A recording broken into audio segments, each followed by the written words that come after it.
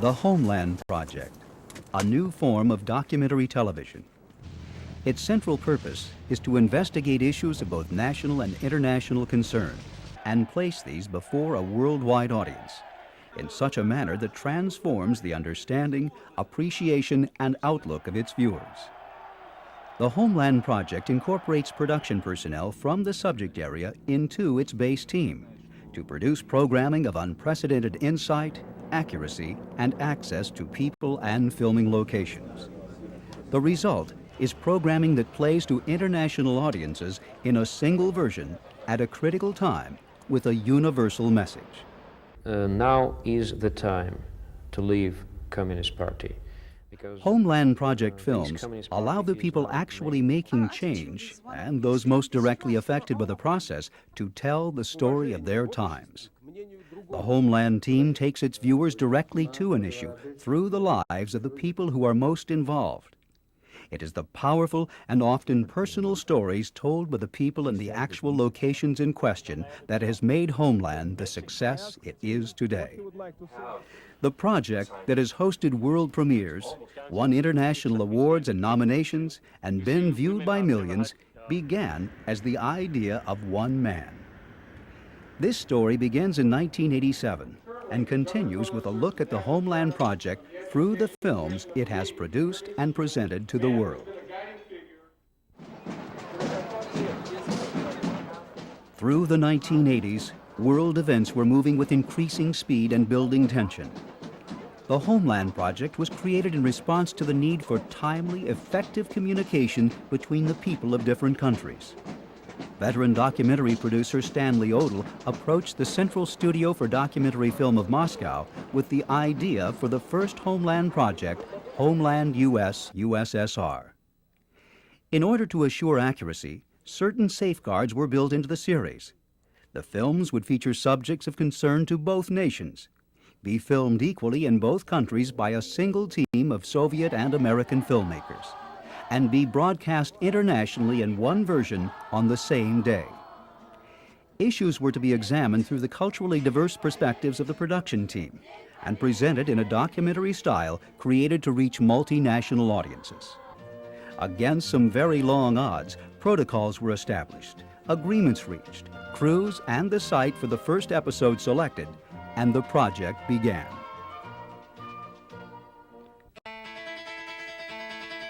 Soviet Armenia. In 1987, a nation on the verge of open warfare with neighboring Azerbaijan. The first Homeland production visited Armenia to question the relationship between this republic and dominant Russia. Armenia is also the heritage of the American producer, and the story was expanded to tell of the concerns of a father and his son as they returned to the homeland of their ancestors. The joint production team experienced many problems during this initial project. Language, filming techniques, and personal misgivings based on years of national mistrust made the first days together challenging. Through holding to a common purpose, the crew members overcame their differences and worked on to seek out the issues facing Armenians living within the Soviet system. And it was here that the Homeland team was allowed first-time filming by foreign journalists of a meeting of the Communist Party. The search for the story took the Homeland team throughout Armenia to hear the accounts of the common people and the powerful. An audience with Pope Vascan I and his personal secretary allowed Homeland viewers a rare insight into religion in the Soviet Union. It was always a war to preserve our own nation, our culture, our faith, our religion. The crew's completion of its first work as a single unit was celebrated in an ancient village in the hills. It was now a proven team and ready to continue on to the United States. In sharp contrast to historic Armenia, the first U.S. production took the project crew to the modern city of Seattle, Washington.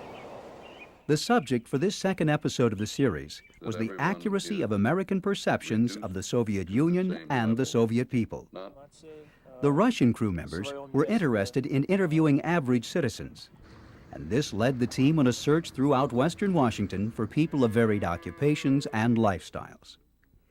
The American people interviewed proved most responsive to the mixed team, and the replies to the questions posed by the producers led to some surprising conclusions. After this first meeting, I wondered if perhaps this particular lack of knowledge might be the root of our misunderstanding. The decision was made to air the first two productions as a single one-hour program. This initial U.S. production trip also saw completion of the joint editing of the first program, formal acceptance of the finished product by Soviet National Television, and the sale of the entire series to the Discovery Channel. The premiere of the first program was held in Seattle at an event hosted by Washington's Secretary of State and attended by official representatives of both nations. Homeland, Soviet Armenia, and Washington State was released on Christmas Day 1988 to an audience of over 55 million viewers worldwide.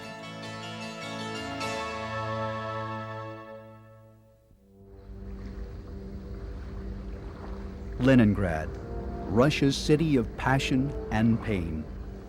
No other city in the Soviet Union experienced so much suffering and misery during the Second World War. For 900 days, Leningrad endured siege and starvation unparalleled in modern history. The Homeland team came especially to this city to look at the impact warfare has had on the Soviet people, and to see how these experiences have affected the perspective of the modern Soviet military. The team spoke with survivors of the siege and visited old battlefields. It met with Mrs. Zoya Vasilievna Blucher, daughter of one of the first 5 marshals of the Soviet Union. You know what cold is when there is no heating anywhere. You know there were buildings where all the people died. A whole apartment would die. And in spite of that, no one tree was cut down. The project crew was granted unprecedented access to military bases and personnel, and spent days filming and interviewing the officers and men of the Soviet Army. The production team was hosted for 2 days by the Soviet Navy during battle drill on an anti-aircraft cruiser in the Gulf of Finland. The team filmed the training and day-to-day life of the sailors, and challenged the ship's officers and crew with questions as to the purpose of the Soviet armed forces.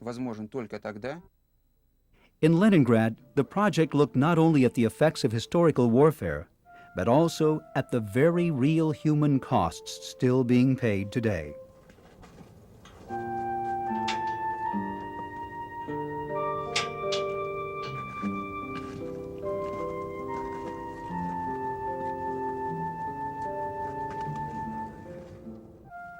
The production team left Leningrad for the southwest American city of Santa Fe, New Mexico, for a serious look at the issues of coexistence.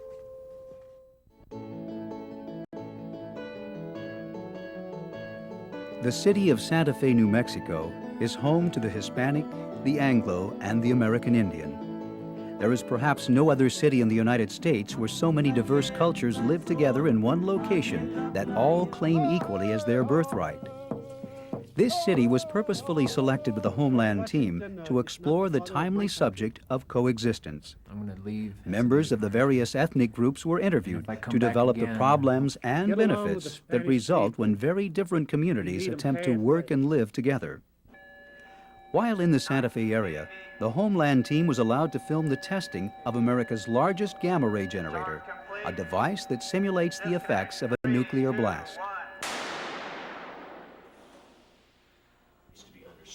The project director, Dr. Pace Van Devender, invited the team into his home as he entertained a group of top Soviet and American scientists working together for the first time at a highly classified weapons laboratory. The question of personal accountability was raised with regards to the devastating weapons these men had helped to create. So then, in the end, then who is responsible? If it's now, yes. All the very high officials. No. Mankind. I think it's the people. Not officials. People. Promotion for Homeland Project films remains an ongoing and major aspect for all projects. For this second program release, a premiere was arranged and hosted by the Santa Fe business community, with the governor of New Mexico as keynote speaker. The premiere was attended by regional television, UPI and AP, Soviet and American television representatives, and business and governmental dignitaries from 4 nations. In December 1989, Homeland, Leningrad, and Santa Fe was broadcast through 23 time zones and reached an audience of 78 million people.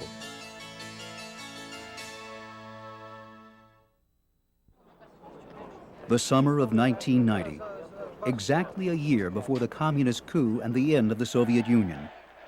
The Homeland team has come to Moscow in the face of foreboding national tensions and in anticipation of momentous changes ahead. Changes that would in fact bring an end to the first Homeland production. The production team desired to document the political and economic problems facing the Soviet Union, as well as possible solutions for these obstacles.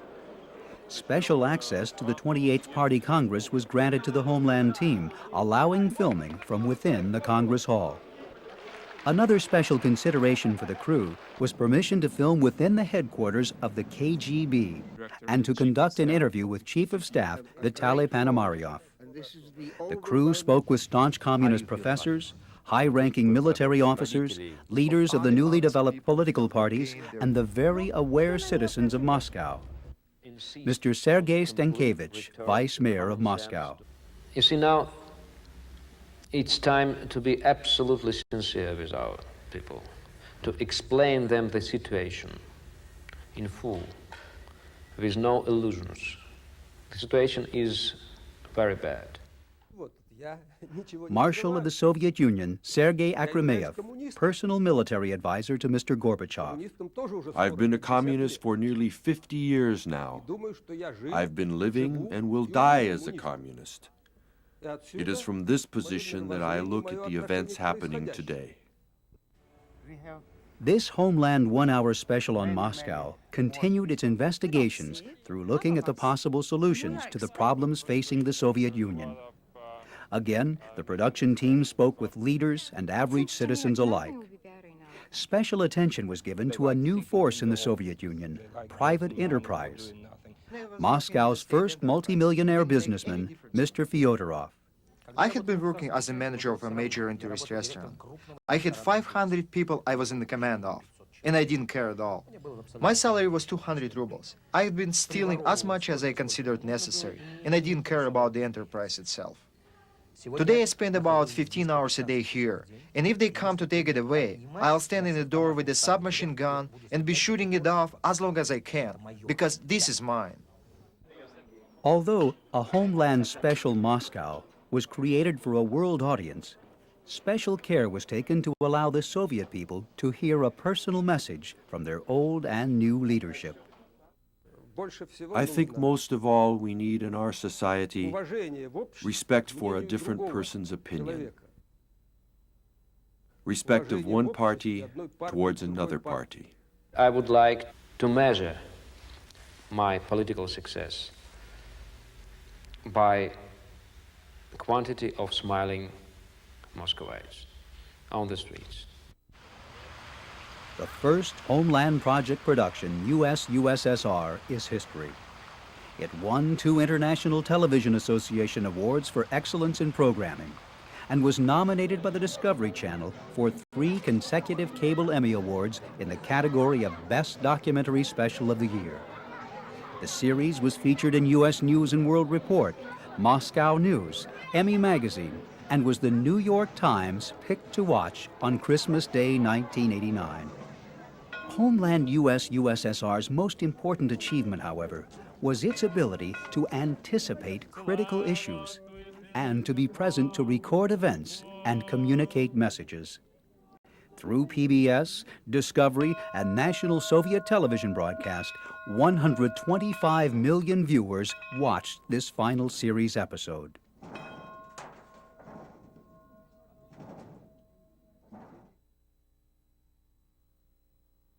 The Homeland team has developed other projects throughout the world.